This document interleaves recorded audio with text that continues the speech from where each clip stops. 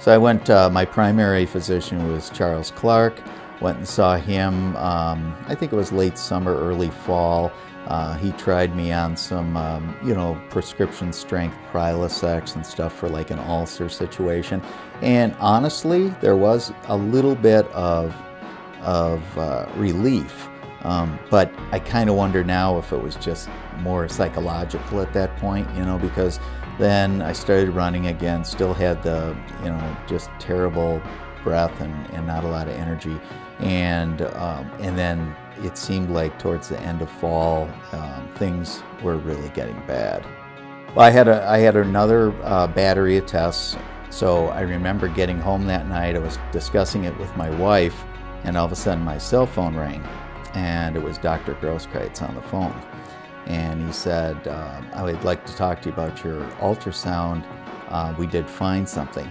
And immediately in my mind, I was saying, please don't say the pancreas, please don't say the pancreas, because my father had died of pancreatic cancer 5 months after his diagnosis. And he goes, you have a large growth in your the head of your pancreas. And I was just like, boom, that was like really like a ton of bricks.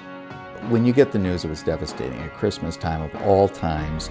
But I just decided to compartmentalize it and just get it off to the side. I had the entire family, the grandkids coming for Christmas, and we weren't going to discuss it.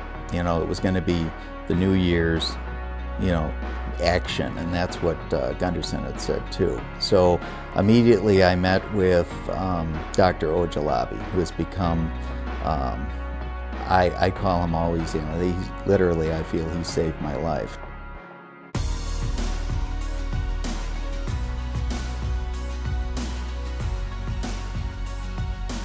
At the end of the 6th, I had the big scan, that would tell me, and the tumor had shrunk considerably.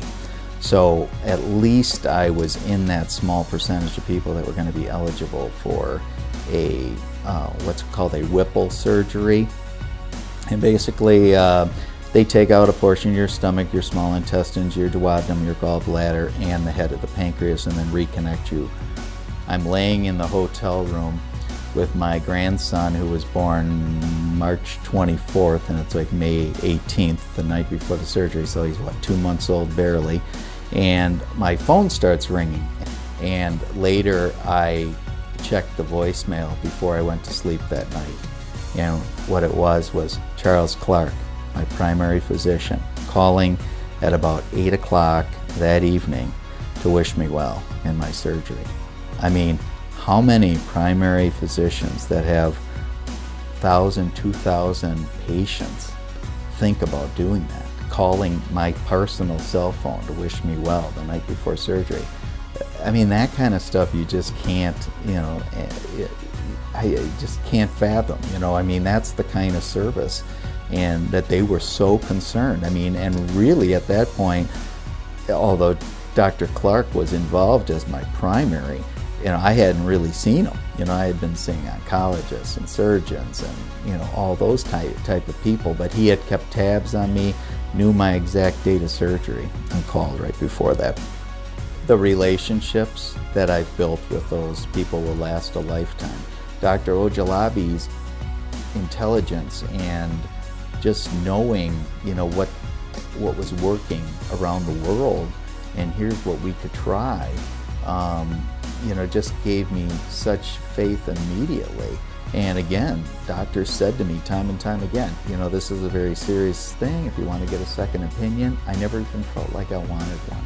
I felt like I had the best care from day one, and it really wasn't just because I worked here, but I knew that our cancer outcomes were some of the best in the nation. So I wasn't about to question their judgment. There's been a lot of bad, but there's been way more good that comes out of a thing like this. You really recognize how many friends and how everyone is just so supportive.